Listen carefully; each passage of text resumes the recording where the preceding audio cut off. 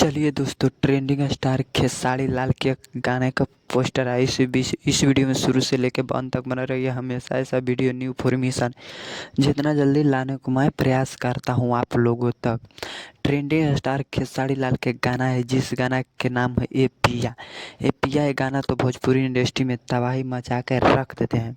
Trending star जब भी कोई गाना लेके आते हैं या कोई फिल्म या कोई चीज़ लेके आते हैं भोजपुरी में, तो भोजपुरी में खेसारी लाल तबाही तबाही मचा के रख देते। जिस गाना का नाम है ए पिया। ए पिया ये गाना खेसारी लाल के है, जो भोजपुरी इंडस्ट्री में तबाही मचा के रख देते हैं। खेसारी लाल एक अलग लेवल से बवाल और धमाल मचाते रहते हैं।